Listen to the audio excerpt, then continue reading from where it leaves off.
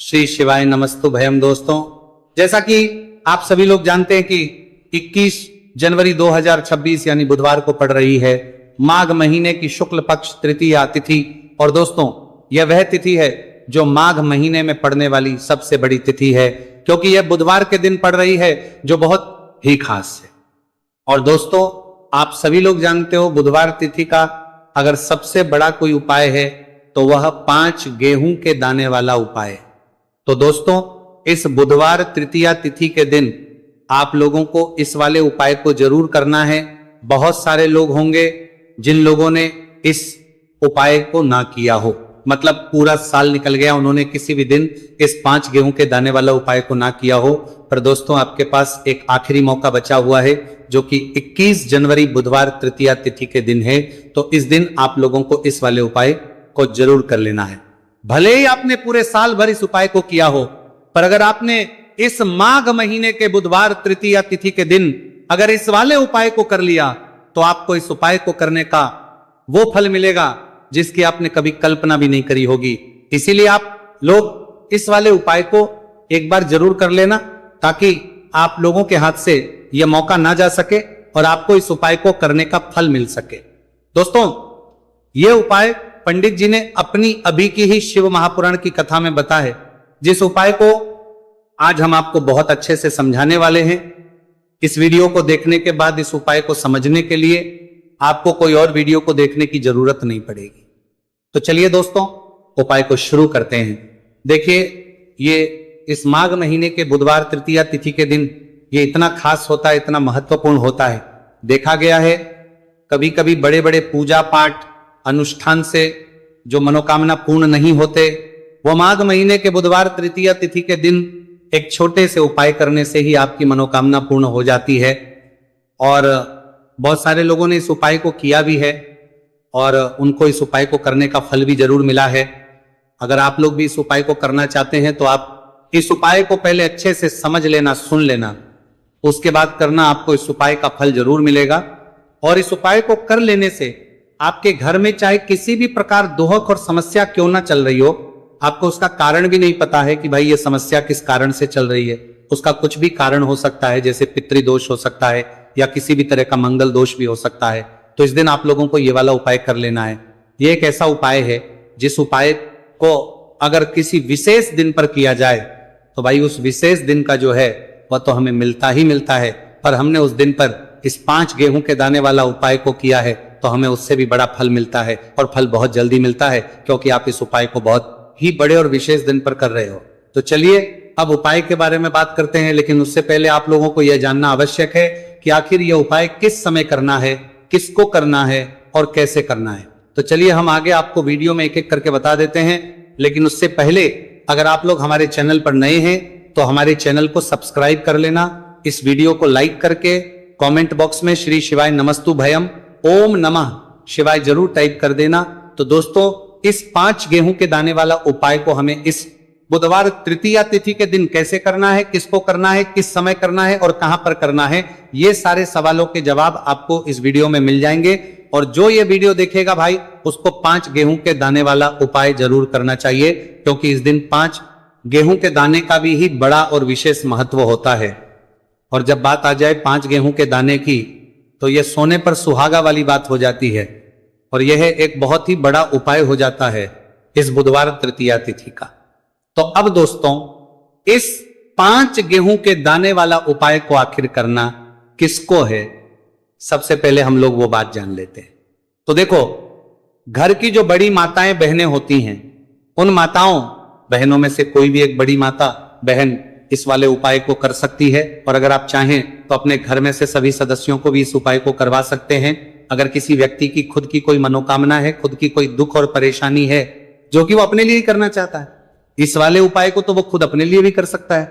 बाकी अगर कोई घर में से ऐसा है जो कि अपने पूरे घर परिवार की सुख और शांति के लिए ये वाला उपाय करना चाहता है, तो भाई वो भी कर सकता है, उसमें भी कोई दिक्कत वाली बात नहीं है। कहने का मतलब यह कि इस उपाय को हर एक सदस्य भी कर सकता है, और पूरे घर परिवार के सदस्य के लिए घर की बड़ी माताओं बहनों में से कोई एक माता बहन भी कर सकती है। माताएं बहनें अगर घर में उपस्थित ना हो या वह ये वाला उपाय ना कर पा रही हो, तो फिर घर का कोई बड़ा सदस्य भी इस 5 गेहूं के दाने वाला उपाय को कर सकता है, चाहे फिर वह पुरुष ही क्यों ना हो, उसमें कोई भी दिक्कत वाली बात नहीं है। उसके बाद में दोस्तों जो अगला प्रश्न निकल कर आता है वह यह इस उपाय को लेकर कि आखिर इस उपाय को हमें किस समय करना है, सुबह के समय करना है कि शाम के समय करना है। तो देखो इस वाले उपाय को आप लोग सुबह के समय भी कर सकते हो और शाम के समय प्रदोष काल में भी कर सकते हो। अब अगर आप पूछो कि भाई साहब सबसे उत्तम समय कौन सा रहेगा इस 5 गेहूं के दाने वाला उपाय को करने का, तो हम आपसे बस यही कहेंगे कि इस उपाय को आप सुबह के समय करेंगे तो ज्यादा बेहतर होगा, बाकी अगर के समय भी करेंगे तो भी अच्छा होगा, उसमें कोई भी दिक्कत वाली बात नहीं है। तो अब दोस्तों जो अगली सबसे बड़ी और महत्वपूर्ण बात आती है वो ये आती है कि सुबह अगर हम उपाय को करेंगे तो हमें कितने बजे से लेकर कितने बजे तक के बीच में करना है, और शाम के समय प्रदोष काल में करेंगे तो हमें कितने बजे से लेकर कितने बजे के बीच में करना है। सुबह जितनी जल्दी हो सके आप उपाय को करने की कोशिश करना, बाकी किसी कारणवश लेट भी हो जाओ, थोड़ी देर भी हो जाए तो 10 या 11 बजे तक भी आप उपाय कर लेना, पर 12 बजे से ज्यादा देरी ना हो, ठीक है, इस बात का ध्यान रखना। उसके बाद में दोस्तों अगर शाम के समय प्रदोष काल की बात करें, प्रदोष काल का जो समय है होता है वो शाम के 6 बजे से शुरू हो जाता है। मतलब शाम के 6 बजे से लेकर 7 बजे के बीच का जो समय होता है यह समय प्रदोष काल का समय होता है। इस उपाय को 7 या 8 बजे के बीच में भी कर सकते हो, मतलब शाम के 6 बजे से रात 8 बजे के बीच में आप कभी भी इस वाले उपाय को करते हो, उसमें कोई भी दिक्कत वाली बात नहीं। परंतु बुधवार तृतीया तिथि के दिन कोशिश करना कि समय के अंतर्गत ही कर लो, किसी कारणवश ना कर पाओ तो थोड़ा देरी से भी कर सकते हो, आपको उपाय का फल जरूर मिलेगा। देखिए गुरुदेव ने बताया है कि जो प्रत्येक महीने पंचमी की तिथि आती है वह हमारे जीवन से सारे संकटों को दूर करने के लिए बहुत ही खास होती है। तो देखिए आज के इस पूरे वीडियो में हम आपको गुरुदेव बताए गए 2 से 3 बहुत ही चमत्कारी उपाय बताने वाले हैं। ये तीनों ही उपाय आपके जीवन के सारे संकट और समस्याओं को समाप्त करने वाले हैं। तो चलिए दोस्तों जान लेते हैं गुरुदेव द्वारा बताए गए सबसे पहले चमत्कारिक और विशेष उपाय के बारे में। तो देखिए दोस्तों इस उपाय को करने के लिए सबसे पहले तो आपको मात्र 5 गेहूं के दाने लेने होंगे और इसी के साथ में आपको 1 लोटा जल लेना है। देखिए जल आपको तांबे के पात्र के अंदर लेना है और विशेषकर ये जो जल है आपको अपने घर से ही लेना है। अब देखिए दोस्तों इसी के साथ में आपको जो आपने 1 लोटा जल लिया है इसमें आपको मात्र 1 गुड़ का टुकड़ा भी मिलाना है। पूज्य गुरुदेव ने बताया है कि जब भी हम ये गुड़ का टुकड़ा इस पात्र के अंदर डालते हैं तो ये हमारे जीवन के कई प्रकार के दोषों को समाप्त करने के लिए होता है। देखिए ये जो जल है हमारे जीवन से वास्तु दोष, काल दोष और पितृ दोष को समाप्त करने वाला है, तो इसीलिए आपको मात्र 1 गुड़ का टुकड़ा भी इस जल में मिलाना है। अब देखिए दोस्तों मात्र इन सभी सामग्रियों को सीधे लेकर के आपको पहुंचना है भगवान शिव के मंदिर में। केवल आपको एक विशेष बात का ध्यान रखना है कि आपने जो 5 गेहूं के दाने लिए हैं ये कहीं से भी टूटे हुए खंडित नहीं होने चाहिए, इस बात का आपको विशेष कर ध्यान रखना है। देखिए शिव मंदिर बचने के बाद सबसे पहले तो आपको अपना मुख उत्तर दिशा में कर लेना है तथा दक्षिण दिशा में आपको बैठ जाना है। लेकिन शिव मंदिर में यदि भीड़ अधिक है तो फिर आप किसी भी दिशा में बैठकर इस उपाय को कर सकते हैं। देखिए इस उपाय को करने के लिए सबसे पहले तो आपको एक कार्य करना है। आपके पास जो 5 गेहूं के दाने हैं इन्हें आपको अपने हाथ में लेना है और आपने जो ये गुड़ से युक्त जल तैयार किया था ये जल आपको इन गेहूं के दाने पर डालना है। यानी कि आपको ये जो गेहूं के दाने ही शिवलिंग पर गीले के ही अर्पित करने हैं, क्योंकि सूखी चीजें हम कभी भी शिवलिंग पर अर्पित नहीं करते हैं। अब देखिए दोस्तों आपको एक कार्य करना है। आपके पास 5 गेहूं के दाने हैं तो इनमें से आपको 4 गेहूं के दाने अलग कर लेने हैं और ये जो 4 गेहूं के दाने हैं इन्हें आपको एक साथ शिवलिंग पर जहां श्री गणेश जी का स्थान होता है, यानी कि शिवलिंग के सीधी तरफ जहां पर गणेश जी विराजमान होते हैं वहां पर आपको 4 गेहूं के दाने अर्पित कर देने हैं और आपको श्री शिवाय नमस्तुभयम या फिर ओम नमः शिवाय इस मंत्र का कम से कम 11 बार जाप कर लेना है।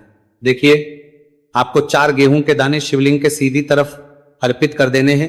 अब इसके बाद आपके पास जो अंतिम गेहूं का दाना बचा हुआ था 5वां गेहूं का दाना, इससे आपको जो आपके पास जल का पात्र है उसमें डाल देना है और ये जो जल है इसे आपको धीरे धीरे भगवान शिव के शिवलिंग पर ही अर्पित कर देना होगा। श्री शिवाय नमस्तु भयम इस मंत्र का लगातार जाप करते हुए गुरुजी ने बताया है।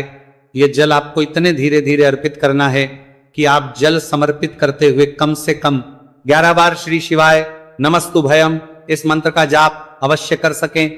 अब आपको शिवलिंग के सामने बैठकर थोड़ी सी देर मंगलेश्वर महादेव का स्मरण कर लेना है, क्योंकि विशेषक यह तृतीया तिथि बुधवार के दिन पड़ी है, इसीलिए आपको अवधूतेश्वर महादेव का स्मरण करना है। अब आपको आपके जीवन में जो भी असफलताएं चल रही हैं उन्हें दूर करने की प्रार्थना कर लेनी है। व्यापार में अगर आपको सफलता नहीं मिल पा रही है, आपका बच्चा पढ़ाई लिखाई नहीं कर पाता है, या फिर आपके विवाह में विलंब हो रहा है, तो जिस भी प्रकार की आपकी समस्या है उसे आपको महादेव के समक्ष रख देना है।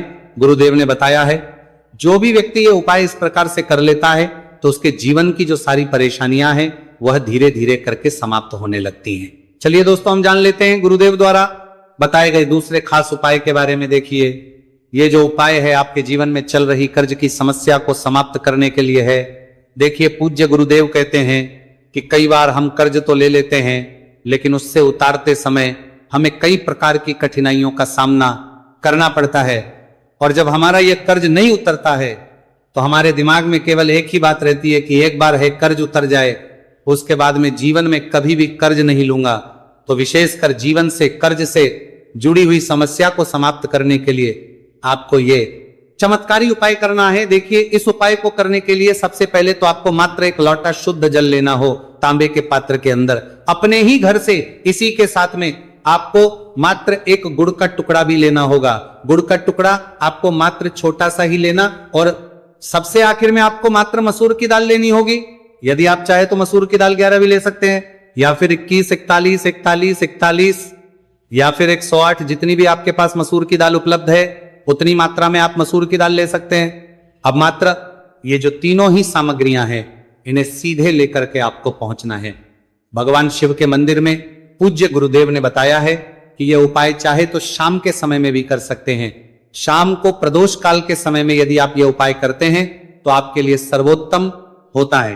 प्रदोष काल के समय यदि आप ये उपाय नहीं कर सकते तो फिर आप ये उपाय सुबह से लेकर के शाम तक किसी भी समय में कर सकते हैं। देखिए, मंदिर पहुंचने के बाद सबसे पहले तो आपके पास जो गुड़ का टुकड़ा है इसे आपको उस जल के पात्र के अंदर डाल लेना है, और ये जो जल है इसे आपको भगवान शिव की शिवलिंग पर धीरे अर्पित कर देना है। श्री शिवाय नमस्तु भयम इस मंत्र का लगातार जाप करते हुए और तुमरुकेश्वर महादेव का स्मरण करते हुए। अब देखिए, आप जो मसूर की दाल लेकर के गए थे इन्हें आपको एक एक करके शिवलिंग पर अर्पित करना है। आपको एक मसूर की दाल शिवलिंग पर अर्पित करनी है, फिर आपको आर्यन मुक्तेश्वर महादेव का स्मरण करना है, फिर दूसरी मसूर की दाल आपको शिवलिंग पर अर्पित करनी है, फिर आपको आर्य मुक्तेश्वर महादेव का करना है। गुरुजी ने बताया है कि चाहे आप 11, 20, 51 जितनी भी आप मसूर की दाल लेकर के आए हैं उतनी ही बार आपको आर्यन मुक्तेश्वर महादेव का स्मरण करना है, और एक एक मसूर की दाल आपको शिवलिंग पर अर्पित कर देनी है। पूज्य गुरुदेव ने बताया है कि जो भी व्यक्ति लगातार 5 बुधवार इस उपाय को कर लेता है तो गुरुजी ने बताया है कि इस उपाय को करने के बाद हमारे जीवन में धन प्राप्ति के रास्ते कहीं ना से खुल ही जाते हैं। तो इस प्रकार से आप कर्ज मुक्ति के लिए दूसरा उपाय कर सकते हैं। अब दोस्तों, हम जानते हैं तीसरे विशेष और चमत्कारिक उपाय के बारे में। देखिए, यह उपाय विशेषकर ऐसे लोगों को करना है जिनके शरीर में कोई भी रोग हो गया है, कोई भारी बीमारी हो गई, या फिर जिनके बिजनेस में व्यापार में बढ़ोतरी नहीं हो पा रही, लगातार उनका व्यापार ठप होते जा रहा है, या फिर उन्हें अपने नौकरी में पदोन्नति नहीं प्राप्त हो पा रही है, या फिर यदि जीवन में धन की प्राप्ति नहीं हो पा रही है, तो विशेषकर ऐसे लोगों को यह उपाय करना है। देखिए, इस उपाय को करने के लिए आपको मात्र एक लोटा शुद्ध जल लेना होगा तांबे के पात्र के अंदर अपने घर से। अब देखिए, इसी के साथ में आपको मात्र 5 बेलपत्र लेनी है। देखिए, यदि आपको बेलपत्र प्राप्त नहीं हो पाती है तो आप शिवलिंग पर चाहिए वही बेलपत्र को पुनः शुद्ध जल से धो करके उनका उपयोग कर सकते हैं, लेकिन आपको ध्यान है कि जो बेलपत्र है वह कहीं से भी टूटे हुए खंडित नहीं होनी चाहिए। तो देखिए, आपको मात्र ये जो दोनों ही सामग्रियां हैं इन्हें लेकर के पहुंचना है भगवान शिव के मंदिर में। यह उपाय भी आप सुबह से लेकर के शाम तक किसी भी समय में कर सकते हैं। देखिए दोस्तों, मंदिर पहुंचने के बाद सबसे पहले तो आपके पास जो 5 बेलपत्र हैं, इन 5 ही बेलपत्र की डंडी को आपको पकड़ करके और शिवलिंग पर जहां श्री गणेश जी का स्थान होता है वहां पर आपको ये बलपत्रियां स्पर्श, आपको ये बलपत्रियां रखनी नहीं है, केवल आपको टच करवानी है। आपको पांचों बेलपत्र को एक साथ स्पर्श करवानी है। बेलपत्र को स्पर्श करते समय आपकी जो भी मनोकामना हो, चाहे आपको व्यापार, चाहे आपकी व्यापार से जुड़ी हुई कोई भी मनोकामना हो, या फिर आपकी नौकरी के लिए, या फिर आपकी अपनी किसी भी प्रकार की मनोकामना हो जिसके लिए आप ये उपाय कर रहे हैं, तो उस मनोकामना की पूर्ति के लिए आपको प्रार्थना कर ले हैं। और ये जो बेलपत्र है, इन आपको श्री गणेश जी वाले स्थान से उठा करके सीधे शिवलिंग पर अर्पित कर देनी है। देखिए, पांचों ही बेलपत्री आपको इस प्रकार से अर्पित करनी है कि जो चिकनी साइड है वो शिवलिंग से स्पर्श रहेगी, डंडी वाला भाग जलाधारी को रहेगा। इस प्रकार से आपको ये 5 ही बेलपत्रियां शिवलिंग पर अर्पित कर देनी है। अंत में जो आपके पास एक लोटा शुद्ध जल है, इसे भी धीरे धीरे भगवान शिव के शिवलिंग पर ही अर्पित कर देना होगा। श्री शिवाय नमस्तु भयम, इस मंत्र का जाप करते हुए पूज्य गुरुदेव ने बताया है कि जो भी व्यक्ति बुधवार के दिन पड़ने वाली इस विशेष तृतीया तिथि पर यदि उपाय कर लेता है, तो उसके जीवन की कोई ऐसी मनोकामना नहीं जिसे हमारे महादेव परिपूर्ण ना कर सके। तो इस प्रकार से आपको सुंदर सा उपाय भी करना है। तो दोस्तों, ये थे पूज्य गुरु जी द्वारा बताए गए बहुत ही खास उपाय। अगर आपको जानकारी अच्छी लगी हो तो वीडियो लाइक करिएगा। मिलते हैं फिर एक नए वीडियो के साथ। श्री शिवाय नमस्तु भयम, नमस्तु भयम।